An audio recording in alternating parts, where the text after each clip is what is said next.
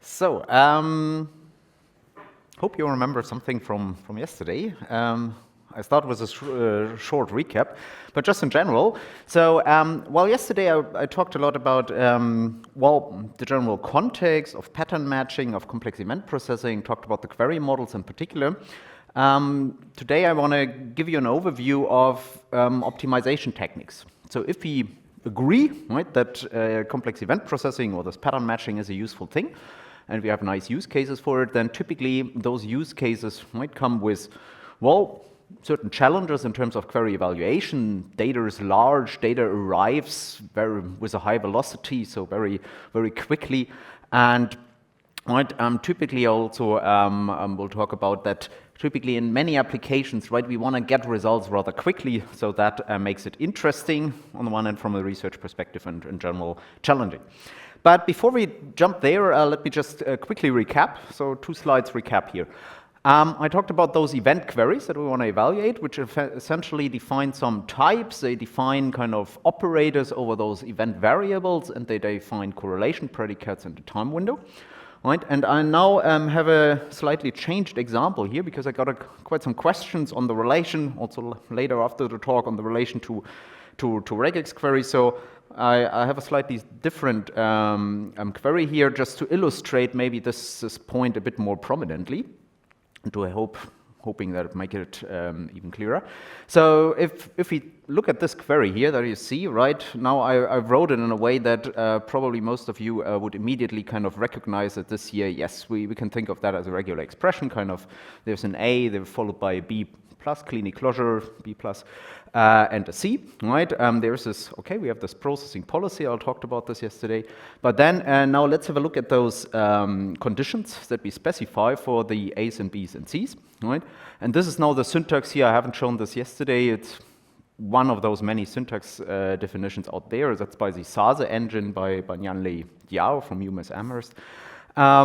Anyway, so what we see here is that first, right, the first 3 conditions, they define types, so to say, right? So we would say that, this is my initial example, where I say, okay, I do cluster monitoring and I want to have a scheduling event of some job followed by multiple further scheduling events, those blue events, right? And this is just a notation here in ESSCaSS to denote that, right, in the clean closure I have multiple B's, but for all of those B's, it should be that the type is a schedule.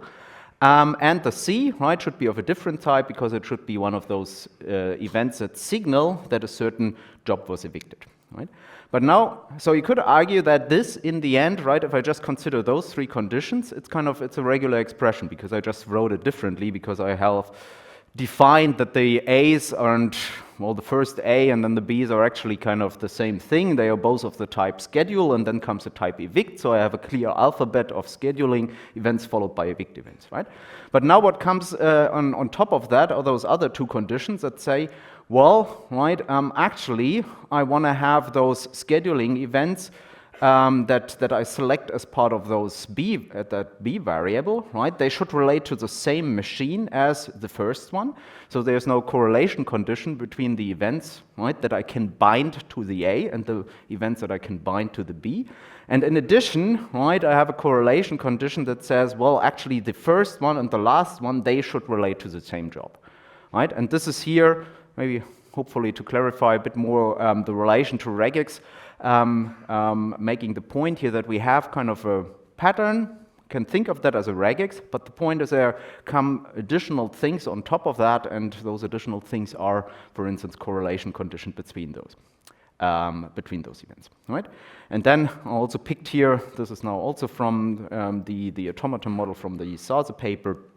Can provide you with a reference if you're interested, right? In essence, this looks very similar to what you would expect if you know how to build an automaton for a regex, right? It's just an extended or annotated automata that has 2 more things. On the one hand, guard transitions, right? So the E would always be the current processed event. So we have here this type check for the scheduling type, right, to select the A.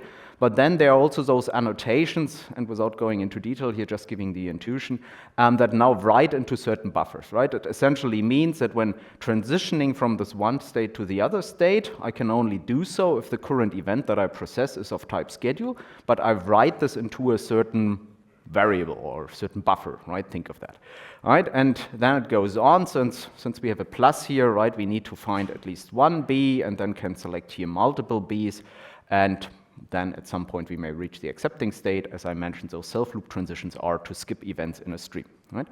So I also didn't highlight it yesterday, but talked about with somebody here afterwards, right? One of the issues actually about those languages and execution models is that unfortunately, more like the people building those practical systems, they also think about the formal models like the automata.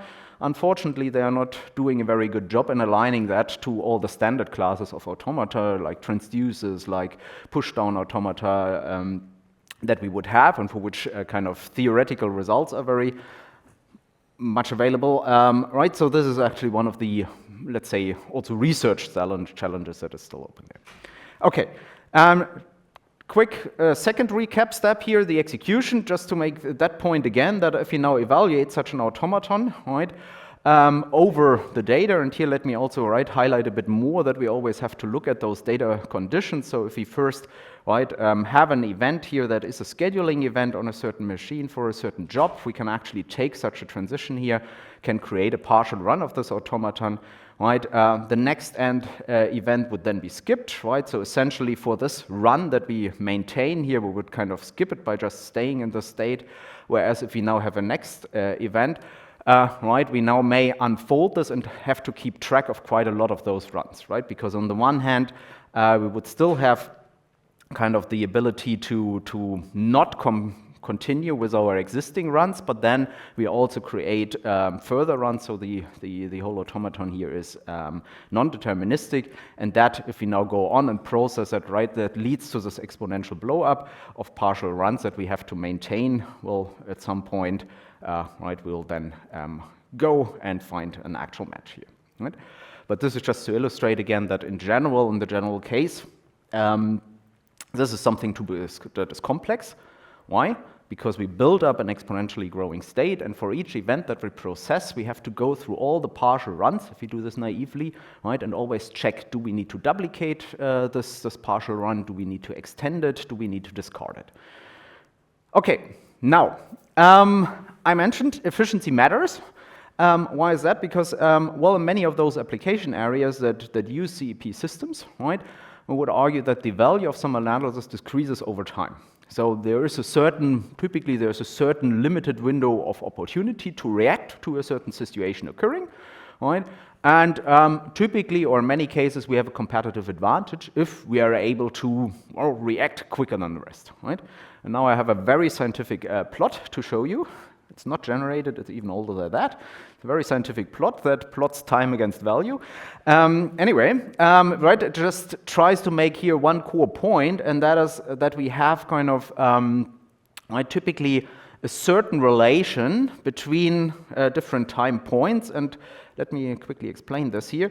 So, right, let's assume that there's some event happening that has some, well, business event, has some economic value or some value to us, right? So then the first kind of, or then it takes some time until we actually recognize that this event happened, right? So we send some data. We have a sensor picking up on this event and capturing data about this event, right? And this already potentially takes some time, right? Then, right, we first then need to analyze it. So we need to actually make sense of that event, for instance, through pattern matching, right? That it takes more time. Then we may want to take a decision on how to react to that situation, takes more time, and then the action is taken, right? And as I said, very scientific plot here, right? I'm not arguing about the exact shape here of this curve, but the point is that typically, or in many cases, the longer it takes, right, the less value our reaction will have, right? Because kind of if things go south, well, the longer they go south, maybe the worse it gets. Just to give you some examples here, so for instance, we had some collaboration in credit card fraud detection here with a startup in Berlin. Right there, it's a very kind of fixed interval. So if you're processing credit card transactions and you use kind of those additional brokers that would specialize in fraud detection, you have a very limited window of opportunity to decide or to detect fraud, right, that is typically 25 milliseconds, right? So within 25 milliseconds, you have to make the call, do I block this transactions or let it through, right? So you gotta be quick. If you think about this urban transportation example, right, there, I mean, where does low latency requirements come in? I mean, in particular when it is about user interfaces, right? Because so kind of if you want to choose things on your app and you want to have some responsiveness and, well, studies, I'm not an expert in HCI, studies differ here, right? But something below a second you want to have in terms of latency to provide a good user experience, right? In this cluster monitoring, it's typically not about milliseconds, right? But again, also we want to be quick, so let's say a few seconds. Okay. Now, efficiency matters. So how do we measure efficiency, or what are important terms here? I guess many of you know those, but just for the sake of completeness, let me put them here. Right, so typically in complex event processing, we are interested in throughput and latency. Right? Throughput simply being number of processed elements, events per time unit. Right? Latency meaning, okay, what is the time that it takes between the first point in time that we could detect a pattern, right? So that all the information is available until the point that we actually detect it, right? So that is the kind of what we consider latency. And typically what we are interested in real-world systems is what is sometimes referred to as sustainable throughput. Because you can get you can get the throughput up very for short, let's say, time periods, playing all kinds of tricks. But then typically you pay with latency, right? And so sustainable throughput is regarded as the throughput is kind of the highest load that the system can sustain without continuously increasing latency, right? So this typically in practice, right, you would see kind of certain fluctuations, for instance, in the computational demand, which means then if, well, you know, sometimes kind of certain latency spikes are fine, depending on what kind of technology you use to build your system, right? This may also be unavoidable if you have something that is, you know, like Java with memory, where you don't manage memory yourself, right? I mean, those things are unavoidable, that sometimes kind of garbage collection, for instance, kicks in and, you know, you have certain spikes in latency, but this does not affect sustainable throughput because there you're looking, okay, if I go on, right, could I sustain kind of my processing load without increasing the latency continuously? So a bit more on that. So if you now think about, okay, what limits us in terms of sustainable throughput, right? That, well, typically there are two limits to that. The one is the kind of ingestion level, right? So how many or what is the number of data elements per time unit that we can ingest into the system, that we can push into the system, right? This may become a bottleneck. Or, well, the actual evaluation, which then typically means kind of the evaluation of those correlation and atomic predicates over those events. So you could say that there's also a bound on the computational effort that we can, well, sustain, right, in terms of the comparison, or that is mainly induced by those event-to-event comparisons that we need to do when maintaining those partial runs of an automaton. So let me just illustrate, right, that this is actually, that both things may become a bottleneck. So, right, if we consider a very simple pattern, kind of a conjunction occurrence of two types of events, there's some predicate to be evaluated over them, time window fine, and let's assume, right, we have a processing unit that has a certain maximal ingestion rate, let's say, whatever, 3,500 events per second, and it can achieve, right, 1 million comparisons per second, right? Then actually two things may happen, right? So that are now illustrated here on this plot. So let me walk you through this. So here we have two y-axes, right? So on the one y-axis we have the ingestion rate, right? So how many events per second we can ingest. On the other y-axis we have a comparison rate, so how many comparisons per time unit we can do. Now our system has limits, right? So in this case here, said, well, we have a max ingestion rate, which would be this blue dashed line here, right? And we have a max comparison rate, which would be this red dashed line here, right? So that are our limits in terms of computation that we, or in terms of ingestion and computation that we have, that our system cannot go over. And now there are two scenarios here that evaluate this simple pattern, right? But those two scenarios are related to different kind of scenarios in terms of the rates with which these events are produced. So we have different rates here for those A events and for those B events.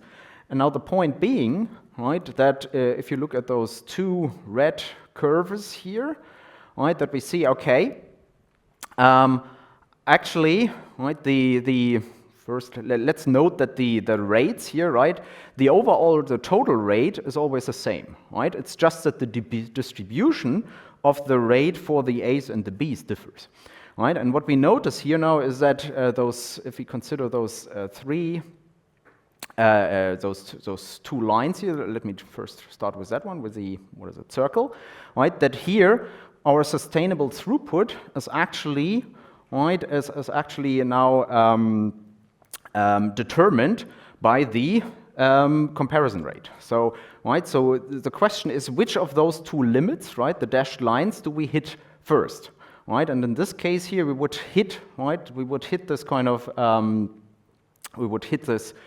comparison rate first, whereas with the other one, right, we could actually go beyond. Right, we cannot really sustain that, but we would hit it only later, and I forgot to say what the x-axis is. So that is essentially the input scaling. So if we now increase kind of the load linearly, so we increase the number of events that we pump into the system, right? So takeaway here is, right, that those two things matter, and because we may hit a bound by, in terms of the number of events that we can ingest per time unit, and we may hit a bound by the number of comparisons that we can do in terms of comparing events to those partial runs of the automaton that we need to maintain. Okay, now query evaluation is difficult or challenging from a computational point of view, and we would like to do this efficiency. So what are our options? So the way I want to process or progress now is that I first give you an overview of different types of optimizations rather quickly, and then I jump into two in a bit more detail. There are two directions that exploit kind of distribution in particular of query evaluation, showing how we can decompose queries for more efficient evaluation and how we can play around with push and pull based communication, so with the underlying communication model to speed up query processing. So let's start with some general kind of optimization techniques. I mean, the first thing that you can ask yourself is, okay, if I need to evaluate one of those automata, right, and I want to do this very efficiently, and with state-of-the-art hardware infrastructure, right, I have a lot of, let's say, opportunities to parallelize computation. So can I parallelize the evaluation of those event queries, right? So the kind of assuming that we have a system that has a number of processing units, doesn't really matter now whether that is a kind of a single server system with a lot of CPUs, whether that is more like a shared nothing architecture with a lot of nodes that can be considered as processing units, right?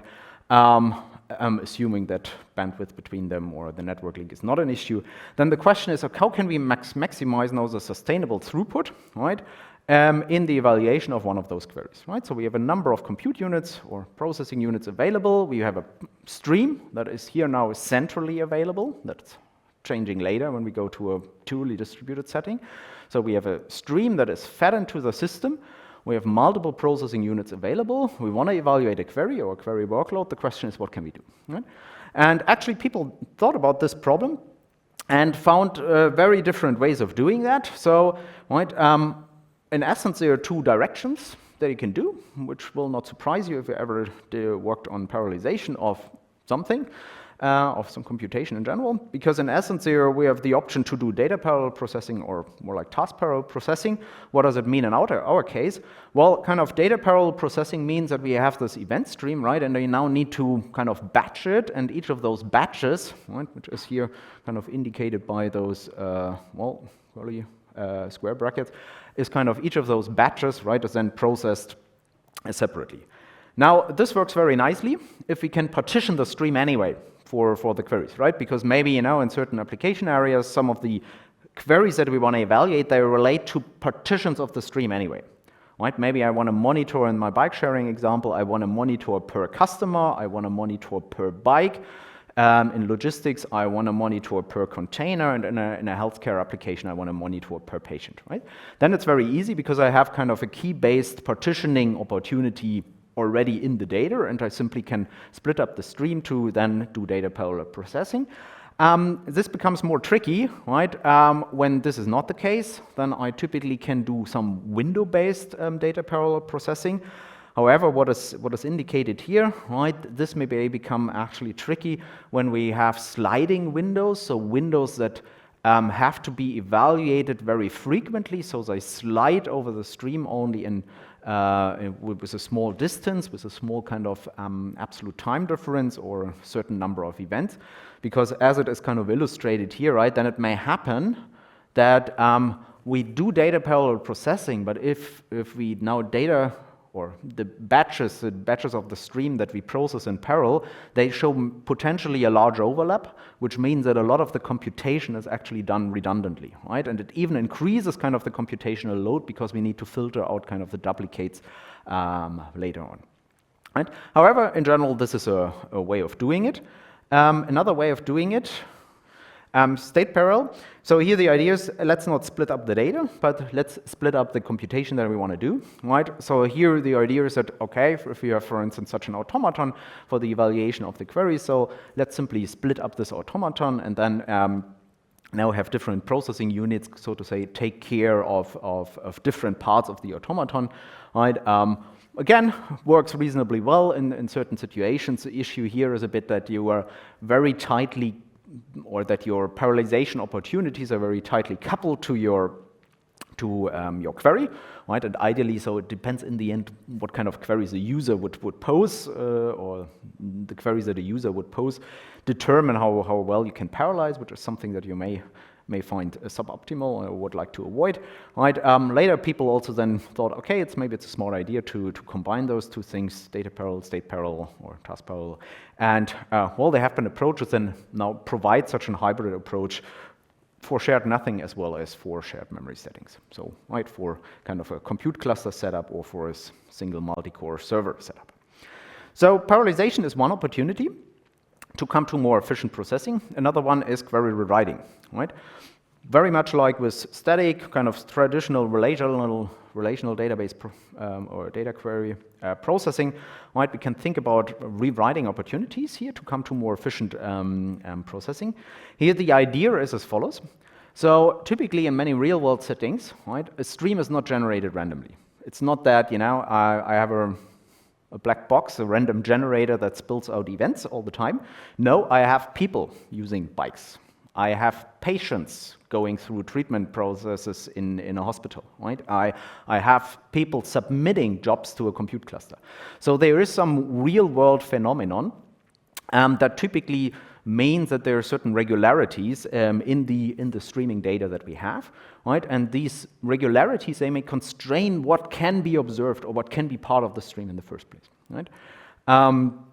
And if we know those regularities, right, and if we can trust that those regularities will sustain in the future, which is an assumption, of course, then we can now use those regularities or that understanding, right, to rewrite queries to facilitate more efficient processing. So again, there's been kind of different works doing that. I'll show you two examples here. So if I know, for instance, something about ordering constraints for events, right? So I know that some events within a certain context, right, let's say for one bike, for one patient, for one container, can only happen after another event has happened, right? Then this is information that, or background knowledge, you can think of it as background knowledge, that helps me in coming to more efficient processing. For instance, because, very simple example here, right, for instance, because I know that if the original query would test for, right, a interleaved occurrence, so for the occurrences in either order, right, so we have a conjunction operator here that tests for either B followed by C or the other way around, and if I know actually one of those orderings cannot happen, right, because maybe there is a certain correlation condition, and I know that just in the physical world this cannot happen, right, I can transform this into a full sequence operator and thereby achieve more efficient processing. Right? Okay, right? Just another quick example. I mean, there's a lot that you can do here. It's actually also old work bias. So let's assume, right, that we would have kind of a query that tests for a certain sequence of events, for instance, right? And now we would know, right, that as soon as we see another kind of event occurring, that one of the events that we would actually like to detect as part of the pattern cannot occur anymore, right? So then we can rewrite again this such a query and achieve some early termination, right? And that is actually a very interesting, I think, interesting kind of setting, because it brings up quite a lot of trade-offs. Because on the one hand, we are now transforming the query into something that is more complex, right? We introduce even a negation operator here, but at the same time, this may be very beneficial, right? Because let's assume, right, that we are waiting for this ABC sequence here. So we observed an A, okay, fine. Now, if we wait for the B, right, and the B never comes, then the question is, how long do we wait? Well, typically, this length is determined by the time window, right? So in that case, maybe, you know, we keep this partial match open for 2 hours. So we would wait until, we would keep this partial match with the A until the 2 hours expire, until the time window expires, and then we can drop it, right? However, if we would know that as soon as we see one of those D events, and again, this is probably now, the D is probably correlated to the A and to the B, right? And as soon as we observe such a B event, we know that there will not be any B anymore for this particular case, context, right? For this patient, for this bike, for this customer. Then we can simply discard this partial match immediately, right? And why is this beneficial? Because it leads to early termination of partial matches that otherwise we would keep in our system. Even so, we could have already known, based on the domain insight, that they will never lead to complete matches. Okay, there's a lot more, but just to give you the idea of what are our options here in terms of query writing. Now, in many cases as well, we would see that, well, the queries that we evaluate, right, they may reference some static data. So we would like, for instance, when observing bike sharing patterns, right, of customers, we would like to, at certain states, check whether the customer has a certain subscription plan, for instance, right, or has a certain kind of limit on their spending. So this means that we need to combine kind of the processing of the streaming data with the processing of some static data that resides in a traditional database system. Right? And if we do this naively, then this works pretty badly from a performance point of view. Because what might happen, right? If we do this integration naively, well, we are processing here an event stream, right? So we are maintaining the partial runs of this automata. And then at some point, at this time point here, right, now the need to query this remote database emerges or materializes. So if we now at that point in time then just submit a query to a database system and wait for the result, we have a certain delay that we introduce, right? We have a certain processing delay that is a time that it takes to fetch this remote data from this database until we can then continue with the stream processing, right? So essentially, if you do this naively, you're blocking the stream processing for the time that it takes you to fetch data from a remote database. Now, I can argue, well, my remote database, I mean, it just takes a couple of milliseconds, shouldn't be that bad.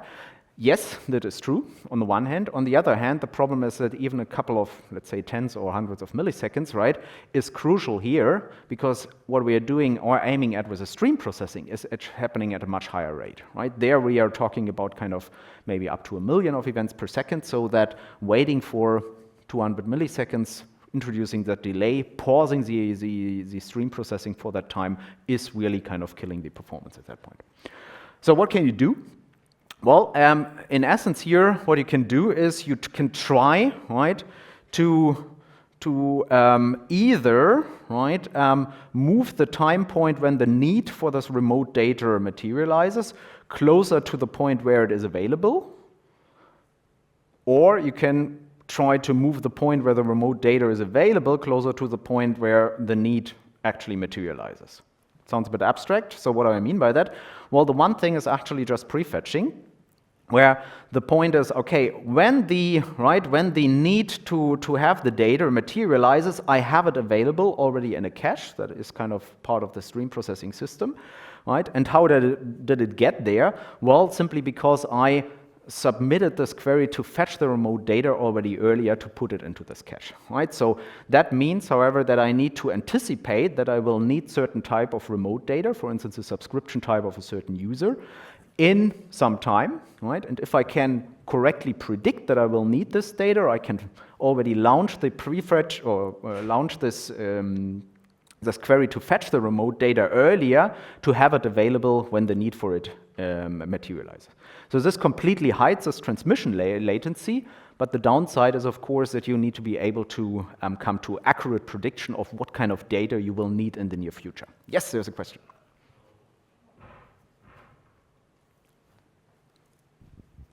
I have a clarification about this diagram. So this arrow at the bottom, is this the direction of time, or right now it seems like?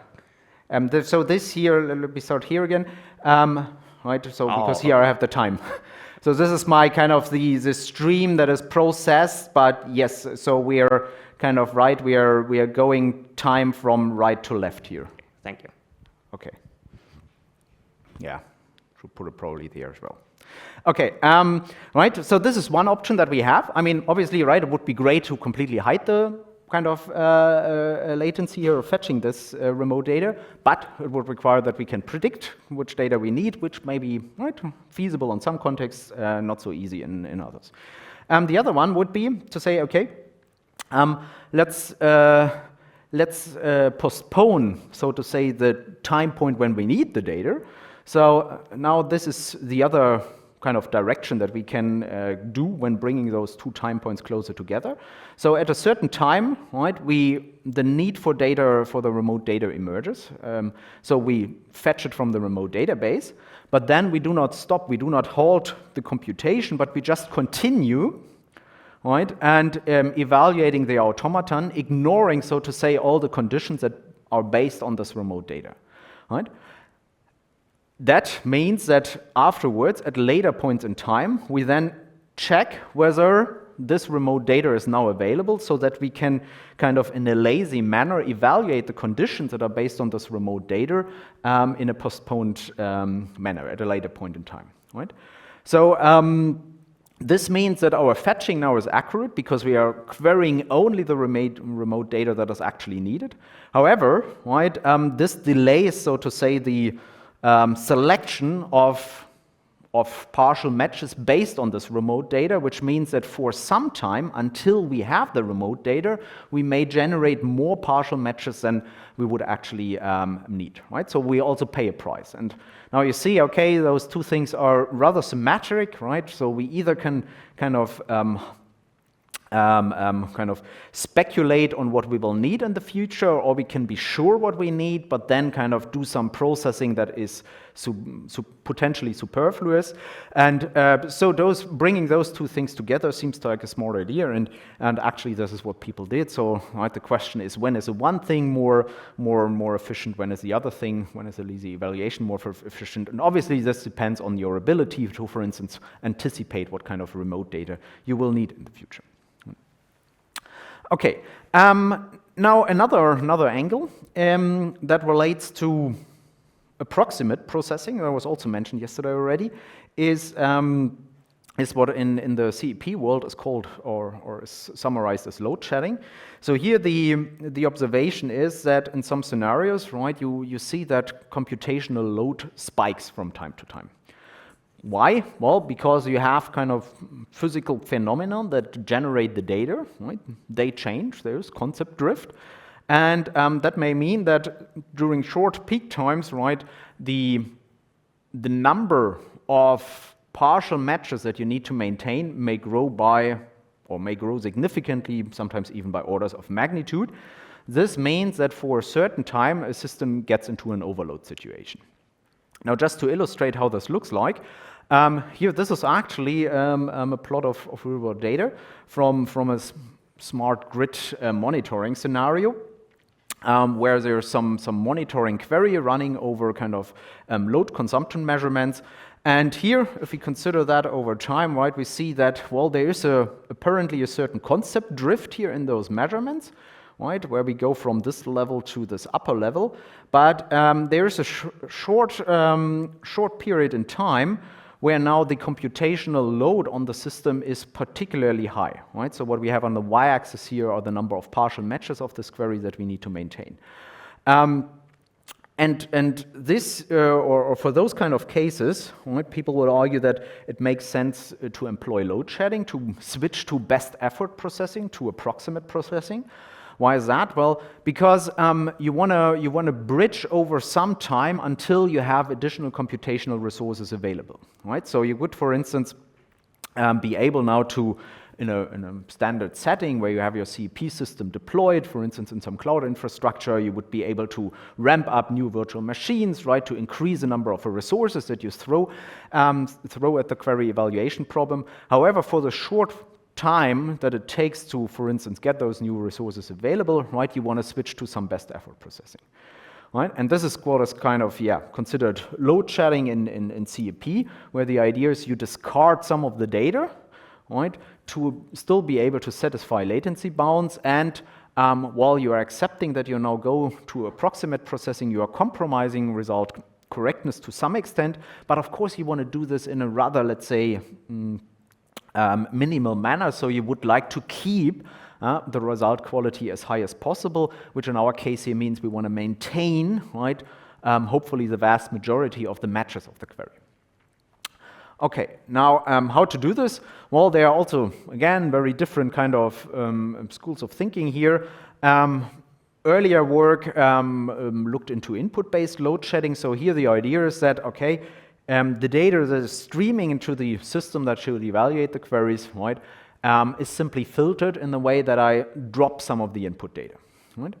So why is it a good thing? Because it immediately saves computation, right? If I just shed directly at the input level, right, all the data that is not fed into the system is not processed, so it immediately kind of reduces the computational load.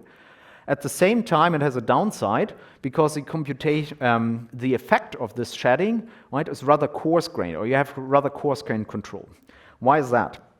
If you think about the events, right, a single event in such a scenario here, a single event may have very different implications for the result quality depending on the state of the evaluation, the state of the automaton, so to say. Why is that? Well, if I have a single event, right, it may be that the single event has no contribution to the result whatsoever. So I check the single event against all my partial matches. It seems that, you know, there's no state change. All the partial matches that I have, they stay in the very same kind of state that they are, right? There's no change of the state of the system in general. So it has no shedding this event, dropping this event has no effect whatsoever. At the same time, I can have the very same event, right, coming into the system. Now the state looks different, and maybe this was exactly the event that now completes a lot of partial matches, right? So there may be 10,000 partial matches waiting there, and this is just the event that I was waiting for that now completes all those partial matches, leads them to complete matches, so that dropping this event would actually filter, so to say, let's say 10,000 of my matches. Right? So you see that it actually doesn't depend on the input event alone, whether it will have an effect on the result quality or not, but it depends on the current state. Right? This is why if I shed those input events, I don't really have good control over that. Right? This is why people then also thought about state-based shedding, where the idea is let's not shed the input events that are streaming into the system, but let's drop or discard some of the partial matches. Because this gives me more fine granular control. However, it also has a downside, right? Because, well, I'm dropping in the end partial matches for which I invested already effort in computing them in the first place in the past, right? So in the end, this is less effective in terms of achieving or increasing the computational efficiency because, well, I already paid the price to derive those partial matches. Right? And again, we'll see a certain pattern here as well. Right? If there are two things that are kind of complementary in terms of their trade-offs, right? Maybe a good idea to combine them, to put them together, and indeed, right, this is also what people did. Good. So I hope that this could give you some overview of what are the different angles, what are the different means that we can follow. I mean, this was also just a sample of the different optimization techniques that are out there, right? But I would argue kind of a representative sample in some sense, because it covers a lot of the different kind of viewpoints that we have for optimizing event processing. Now I want to go on and dive slightly more deeper into two strategies that help us in particular once we move to a distributed setting. So one is based on decomposition and one is based on the communication model. So now what do I mean by distributed setting here? Distributed setting means that we no longer now have a single stream streaming into one system, and that system may be a compute cluster, but it's kind of a system at one location. But we have a distributed setting, right, where we have actually data, or the event streams are generated at different locations, and those locations also have certain processing capabilities, right? So you can think of that as edge computing if you want to relate it, right? Think of that at maybe in the bike sharing example as maybe not directly the bikes, but maybe those stations where you can park and lock those bikes. Right? And now we have multiple of those. They have processing capabilities, so they can evaluate those event queries, right? But we have a network of those event sources with processing capabilities, and in which we now want to evaluate a certain query or a certain query workload, right? And what we would like to achieve here is to have some in-network evaluation. So we like to push the computation to the sources in order to make this efficient. Why is efficiency a point here? Right? In particular, it means, or our optimization goal is to minimize the communication between the sources, because in the end, in many of those scenarios, we would see that when we query for something, we are typically looking for interesting situations that are relatively rare. Right? We typically would like to identify outlying situation, outliers. We would typically, I'd like to identify misuse.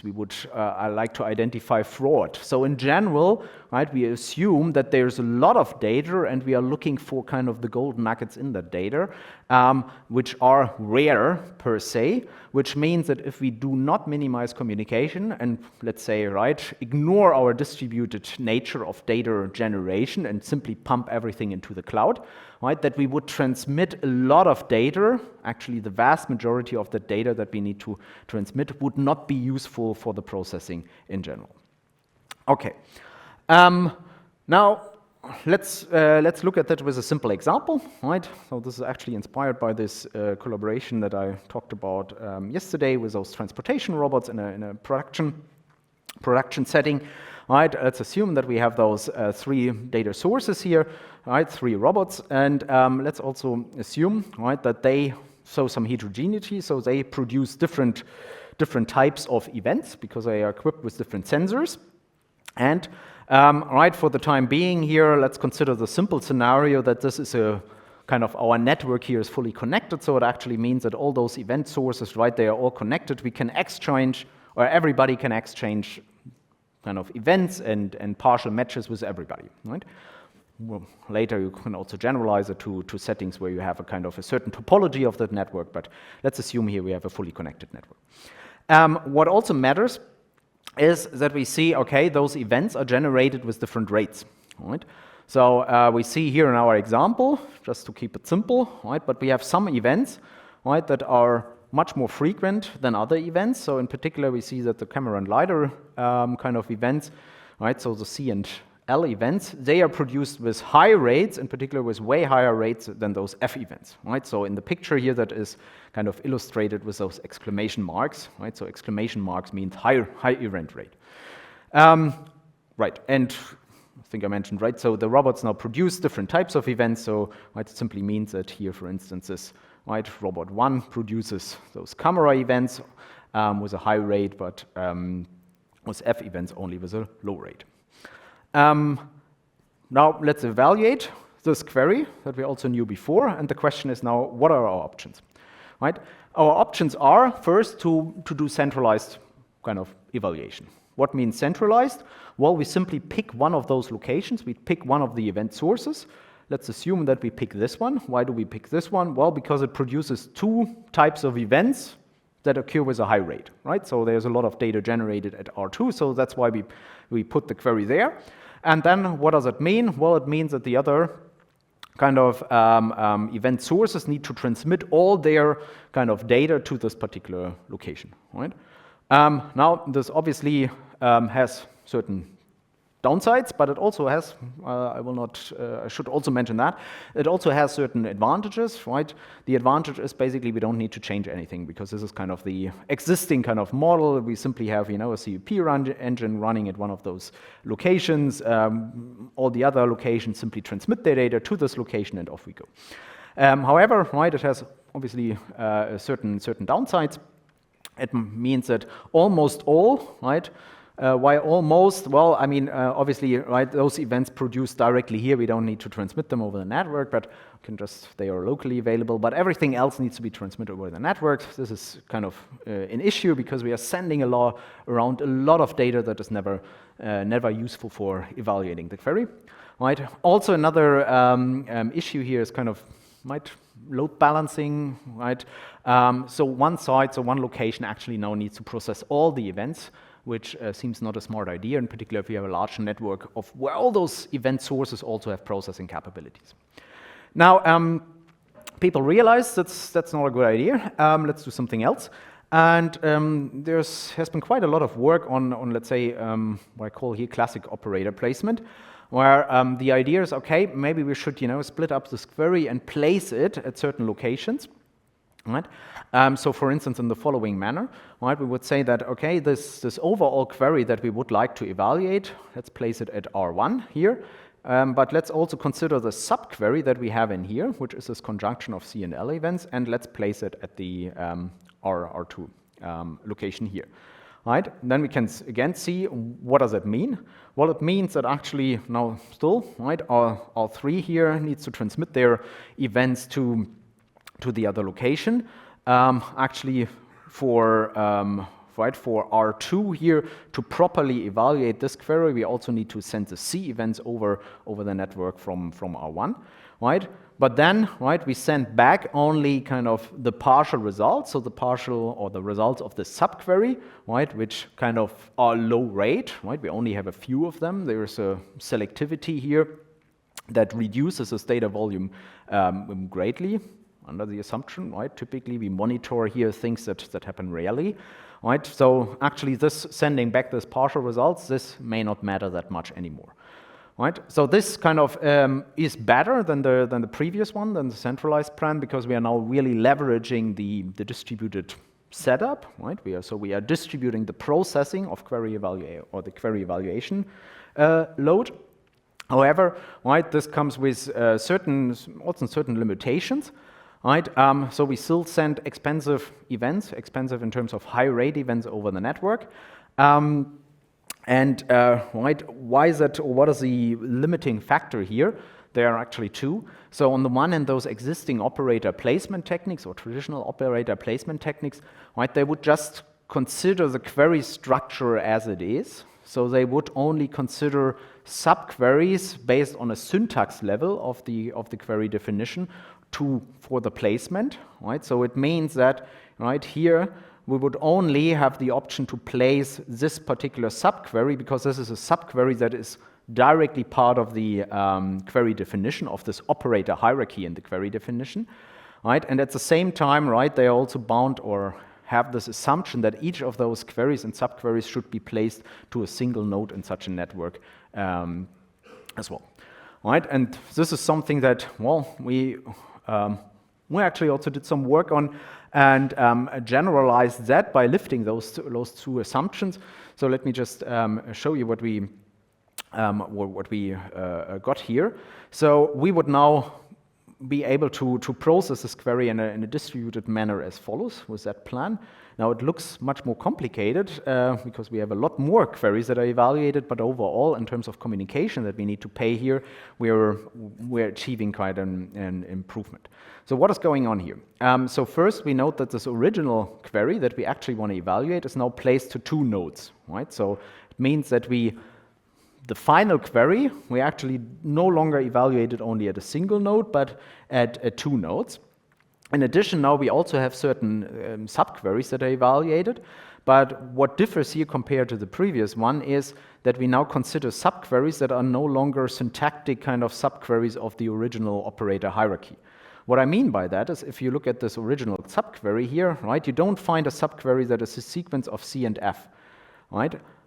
But how could you actually get such a subquery? Well, you could, if you consider this original subquery and now project this query on only the C and the F event types. So remove the L, so to say. Right? Then you will see that you transform this into something that is a sequence of AND only C. So actually C, right? So you can drop the AND operator. And then you see that this, so by removing this L, just projecting out this L from this query, we actually get to such a subquery.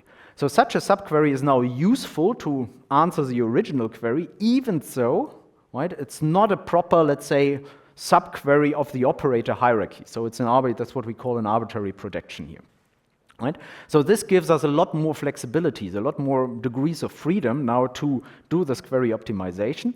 And again, we also see that now this subquery is here, placed at 2 nodes. We are not limited to bounding each subquery only to a single node. Right? If we now look at what needs to be communicated here, right, we'll see that actually, well, those F events still need to be sent over here, right, because we need to ensure that those F events are not only processed here with those or matched with those C events, but they are also matched with those C events here. We also need to send over this partial results of the sequence subquery, right, and also need to send around those events. So there is communication happening here, but the major improvement is that now that none of those input events that occur with a high rate is exchanged, right? So we completely got rid of that. And of course, the example is crafted in the way that it works here nicely, right? But this is the kind of optimization potential that we can leverage. Now, just on a formal level, how do you describe such distributed evaluation? Well, in the end, you can ask, what is the execution plan now for such a distributed evaluation? Well, let me quickly illustrate that. So here now an evaluation plan is a graph where the nodes in the graph are, we have a certain kind of special type of nodes in this graph, which are the event sources. So now those graph nodes here mean, right, that we have in our network, so this is just the same network from the previous slide, just in a bit more abstract visualization. So we have a node 1, 2, 3, right, and we have a node 1 that produces C and F events, and this node here represents, in our execution plan, represents the C events that are generated by node 1. This represents the F events generated by node 1. These are the C events generated by node 2, L events by node 2, L events by node 3. Right? And now we can build a graph that determines which subqueries we evaluate over those events and how we assign them to different nodes in the network. Right? So here we would say, okay, we have this subquery, a sequence of C and F events, and we evaluate it at 2 nodes, at node 1 and at node 2. Now, this is why in our evaluation plan we have 2 nodes, right? So this one and this one, which is the same subquery but evaluated at different nodes in the network, right? And now we can, well, build this graph here connecting essentially, or those errors in the graph now mean or indicate how the data is transmitted within the network. So right, this here means that we evaluate the subquery over C and F events on the C events from node 1 and on the F events from node 1. Now this is why, or we now do not need to transmit any of those events over the network because it's all this here is happening on the same node in the network. This is why, right, those errors are now dotted or dashed. Right? This other subquery here, right, it evaluates this pattern or finds those patterns for the F events from node 1 and the C events from node 2. it does so on node 2, which means that those F events, they need to travel over the network, right? This is why this is now a solid line, right? And now we can go on, and we have our actual kind of query that we are interested in. We evaluate it on node 2, we evaluate it on node 3, right? We need to forward now the other events that we need for this evaluation, right? And what you will see here is now, right, on the one hand, you can now see and check that actually this whole thing is correct and complete, right? I mean, correct, assuming that the evaluation of queries is correct is given, but in particular, it's also complete because kind of we make sure with a certain structure of that graph that all the kind of combinations of events that may give rise to certain patterns are actually checked for. At the same time, right, we've seen that there are now some dashed edges where things happen locally, where we do not need to send anything over the network, and there are some solid line errors here where data travels over the network, right? And now we can assign then costs to all of those solid line edges, right? And those costs essentially are determined by the rates and the selectivities of those subqueries that we evaluate, right? So the cost here, for instance, of that edge here would simply be the rate with which this F event is produced, whereas here the cost of those edges depends on the rates with which those C and F events are produced, as well as the selectivity of this query, because even so here I only show this pattern, right? We have the full query behind it with all kind of data conditions that induce a certain selectivity. Yeah?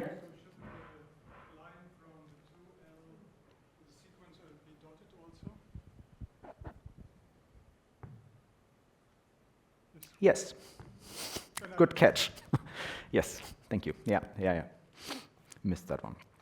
Yes, this is also, it's happening on the same node. Yes, exactly. Good. Okay, yes. As I mentioned, right, so we can now characterize correctness or kind of completeness, right, by looking at the structure of those plans. So we can directly on the kind of structure of such an evaluation plan can make sure that we do not lose any information, or the other way around, right? We can characterize how a good computation or a good plan shall look like. Essentially, it means, right, that we make sure that all combinations of certain projections are considered, right? So, right, if you would see, let me maybe illustrate that, right? So we want to make sure, or we need to make sure that, right, for instance, those C events here, right, with those L events here, since in our original query we are checking for both, that they are eventually kind of checked together, right? And indeed, we can characterize this in the graph here structurally because we see, right, that those C events eventually are combined with those L events, right? And thereby we can characterize how a correct graph looks like. Okay, so this is nice. Now the question is actually, how do we come to such a plan? Well, and this is kind of difficult in general, right? Because you may have already seen or immediately got the feeling for that. This is actually quite hard. Why? Well, because first, in this first step, the number of projections of our original query, so then the different sets of subqueries that we can consider, this is something that grows exponentially in the query length, right? The next problem is that the number of combinations of, those combinations of different projections, it's again subject to exponential growth. And then we have a third layer where in the end, once we decided on a certain set of projections, certain set of subqueries, on a certain way of combining them, then still we need to decide on how to place those queries in this network, which is again something that is where we have an exponential number of possibilities.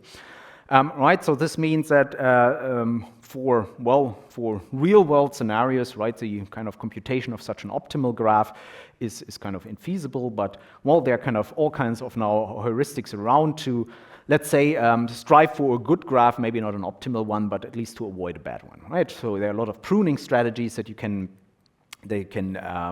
employ by essentially kind of coming up with a good plan that is correct and complete, maybe not cost optimal, but at least has a reasonable cost.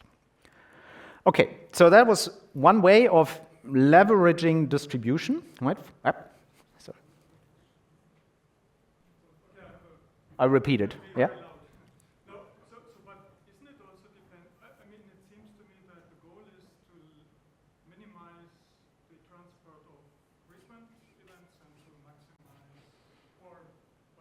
to ensure completeness and correctness, yeah? How do you know what is frequent and not frequent? That is measured. But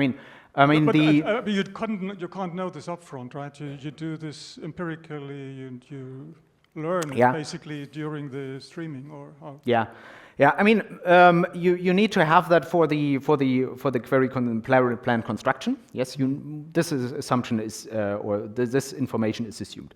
What you would do in practice, right? You measure, right? What you then brings up a very natural question is, okay, we are in a streaming setting. Streams may change, rates may change, exactly. Right? How to do this? And yes, this is a problem. There are some solutions to it. As with many of those solutions with respect to adaptivity in a streaming setting, there's only so much that you can do, right? So what we actually investigated at some point is how, for instance, once you have a certain plan, now there's concept drifts, the rates change, so the costs change, right? So if you would now rebuild the evaluation plan, you would get a completely different one. You don't want to do this because this plan construction is costly on the one hand. On the other hand, it may be that it's just temporary, and so you would actually go back. So there are different strategies that you can do. So one is, for instance, that you would not only compute a single evaluation plan, but you would keep a set of those evaluation plan and then try adaptively not to change the plan, but rather to select among a few plans. Again, you will not get optimality with that, but maybe you avoid worst case scenarios. Right? At the same time, you can also certain changes in the graph are rather easy to do in terms of updating, changing the graph. Technically, that is not so trivial because you need to do this in a streaming manner. So you need to shift from one evaluation plan to the other evaluation plan while making sure that in between, right, you're not losing of matches. So this is a matter of the protocol that is followed in this transition phase from one plan to the other plan. This is feasible. There are solutions to that. However, I would also argue that, we are in a streaming setting. If your stream characteristics are very dynamic, they are all over the place, then any optimization technique that works with cost models that are based on rates and selectivities is bound to fail, right? So, yeah. So maybe I have one time this question. So is this applicable to safety critical systems? What makes, the techniques here, right, they guarantee the the completeness of the pattern detection, if that is your concern. There is the goal to keep latency bounds, right? There's no guarantee. We are not in the field here of real-time, proper real-time computation. It's always best effort, low latency processing, right? But we can't give any guarantees, for instance, on the latency that will be matched, right? So it depends on what are the properties that you need to enforce or that you want to enforce here, right? So in general, you have, I would argue the common use cases are monitoring scenarios. You want to make sure that you do not lose out. But it's the question is if something something completely unexpected happens in the stream. There's no way to recover here. Right, you will lose out on results because you need to shift to best effort processing or whatever, or the latency goes up, right? And then the question is, are you willing to accept that, or does a plane fall from the sky? Right? Yeah. So. Okay, so basically, you're saying that you're working with systems that could maybe afford financial loss, but not human loss, or something like that. Yeah. Well, it's this think about those examples, right? So you want to, you monitor a situation with those urban transportation, right? You may take operational decisions that are not optimal because you move bikes from one end of the city to the other end. Well, happens, right? You have fraud detection, right? You did not detect certain patterns. What do it mean? It mean false positives, false negatives, right? So you mean some of the fraud goes through undetected. Happens. Maybe you block things that were not fraud. not nice but happens. So those kind of scenarios are this. So there's actually little work on actual real-time guarantees of those techniques, because typically just also the technical infrastructure, the hardware that is used, does not provide. Okay, but it could be at least so that you if you could control what kind of losses cannot happen, then it would already be okay. But you can't guarantee. Yeah. Well, I mean, in general, right, such a plan here, the question was whether we can, or whether it would, in scenarios where we could kind of give guarantees of what we cannot lose, or we could bound what we could lose, right, that this may be already then a step ahead. Yes, but still, let me point out, right, so it's more like on the non-functional properties that we talk about here, right? So because of the query evaluation, I mean, just by definition, we know that it is correct and complete. I mean, it will catch everything. The point is just that, you know, if the latency really goes up significantly, then the whole point of getting all the complete matches way too late is just not relevant anymore. Right? Fraud detection, 25 milliseconds. If I know 5 minutes later that it was fraud, the chances are, or the chance to stop it is just gone. Right? Yes. Okay.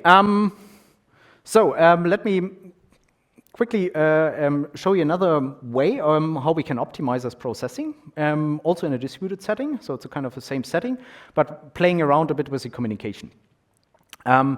So we have a kind of the same setup of this distributed right scenario. Let's assume again here 3 nodes, right, 1, 2, 3. And let's assume again we have a kind of a query that we would like to evaluate here. It's kind of a sequence of you know, events that are produced at those sources. There's a certain predicate.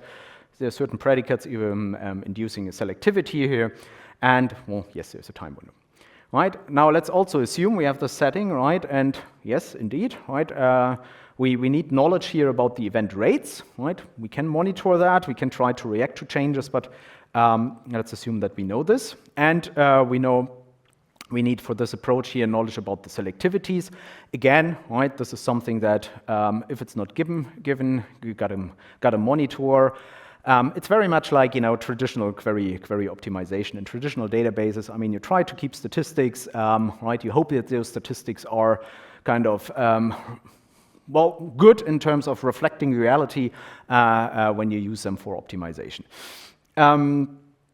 Okay, now, right, what is the kind of the standard scenario that we illustrated so far, or they argued for so far?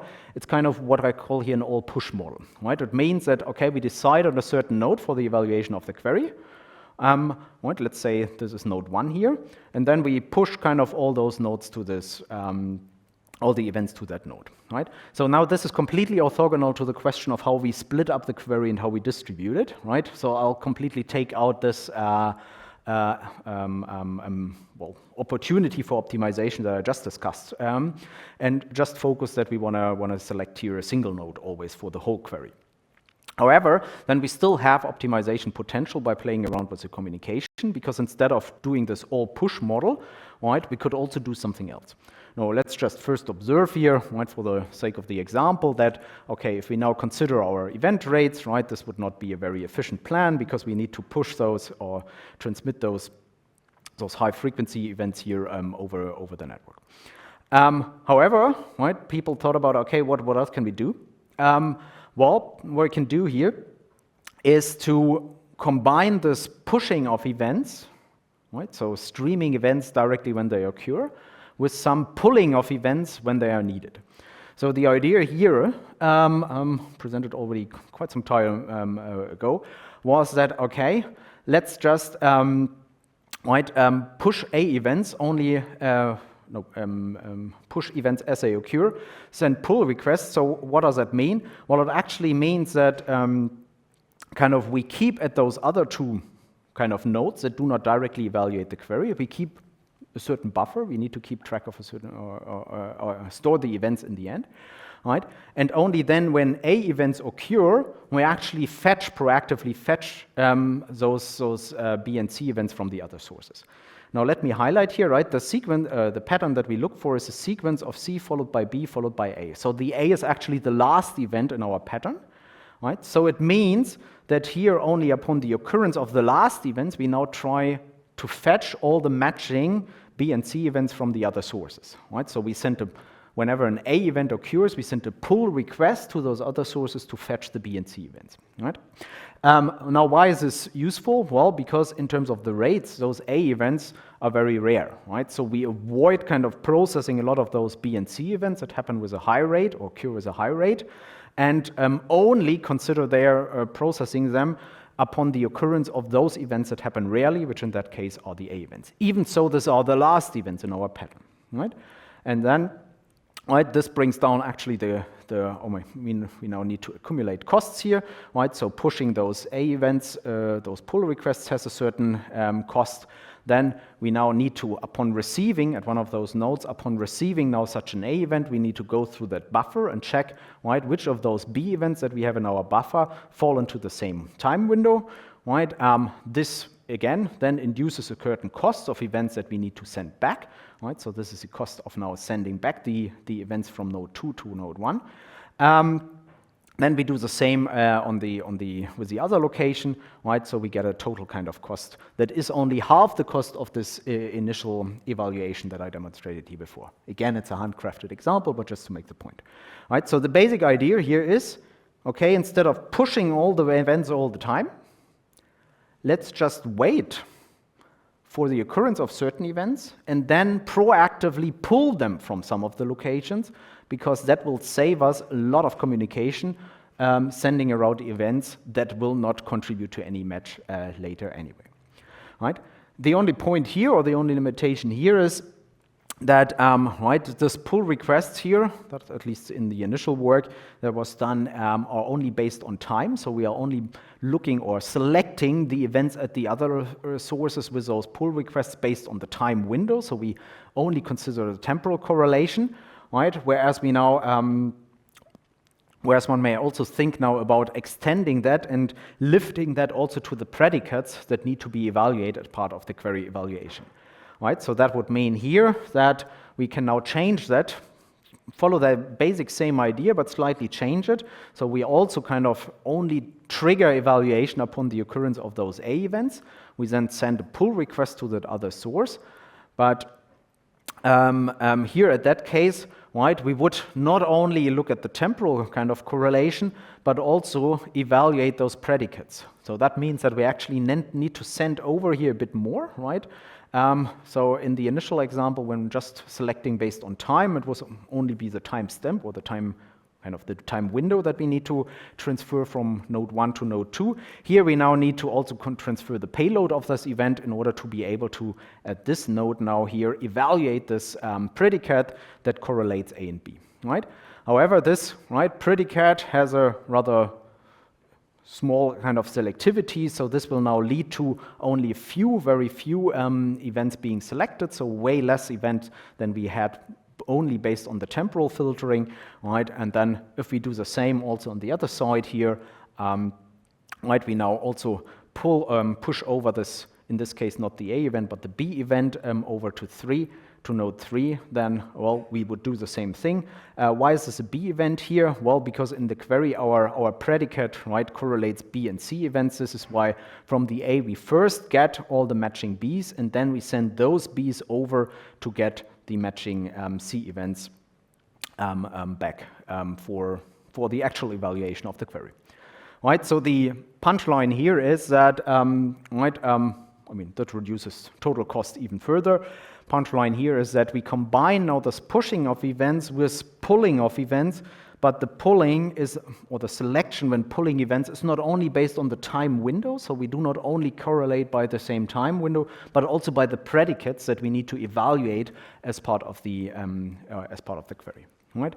And again, kind of you can now model this with this execution with certain graph-based execution plans, where, right, such an automaton model now needs to also be extended with kind of the order and the pull request. So, right, you would say that, okay, we can represent such a push-pull communication by such an automaton, saying that here in each of those transitions, right, we would indicate, okay, what is our sequence of pushing events. So this is not kind of, right, the the sequence that we have in the query, but this is kind of the sequence in which we process the events. So we start with the A events, that's what we said here, right? And in addition, we would kind of indicate what is the information that we pull, right? So for instance, here in this third step, it means that, okay, we kind of process C events, right? So this transition that is highlighted here means that at this transition from one state to the other, we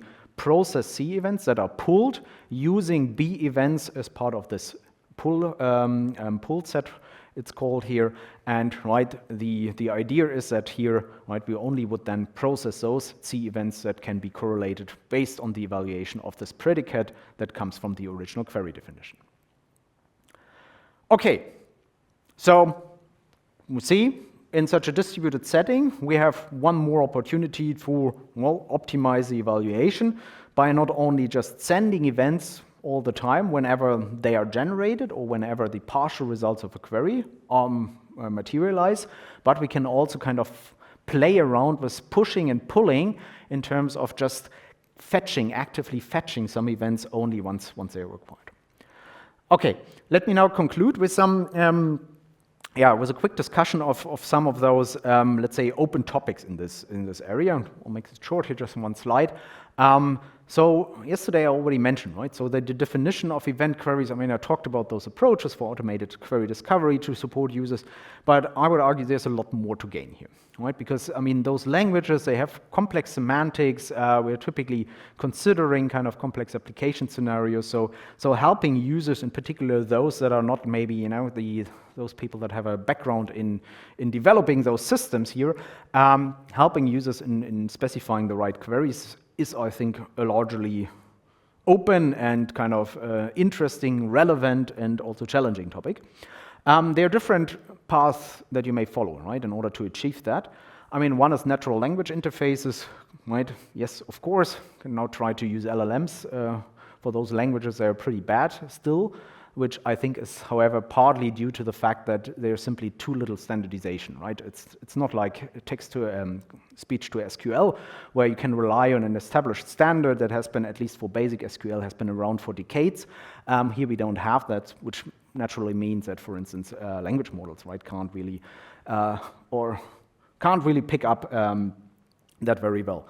There are other ideas here, query mechanisms or query by example mechanisms. So here the idea is, right, that users would formulate queries, you would sample maybe some results from the data, show them to the user, say, is this really what you want? And then the user may say, well, I want this match, but I don't want this match. And then you automatically infer how to change the query so that it keeps the good matches, right, and kind of no longer matches those matches that are not intended by the user.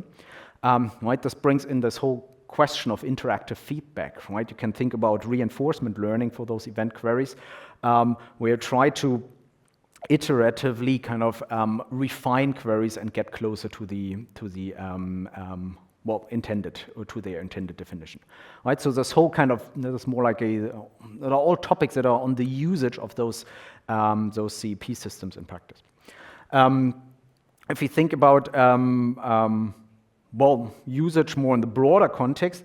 So I quickly mentioned this optimization of integrating remote data, right? I think this is a largely overlooked topic so far. So it starts with kind of a theoretical foundation that is missing. So we have we have the relational model and everything for static data. There are some means that lift the relational model to streaming data. Also, those go back already 30 years, so this is nothing new.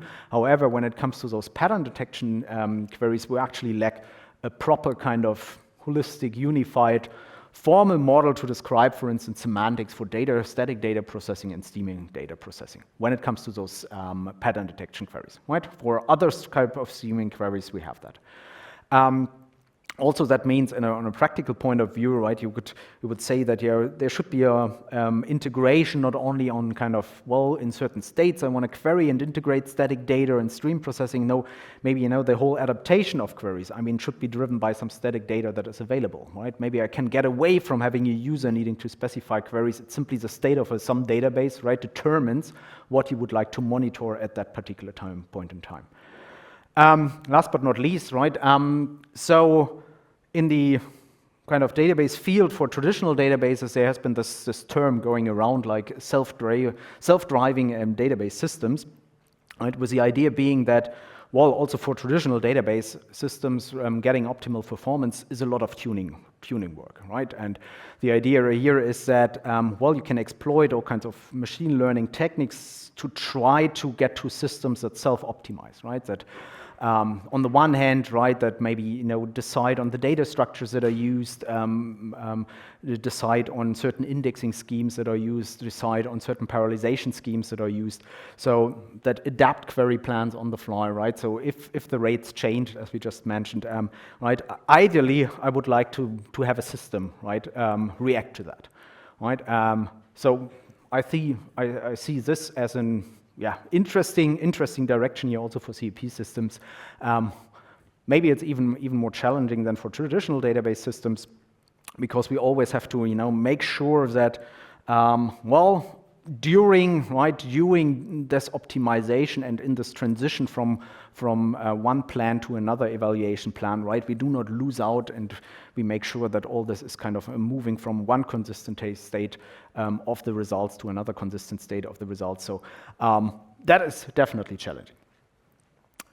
Good. So well, this was a quick ride through some optimization techniques that we have in the space.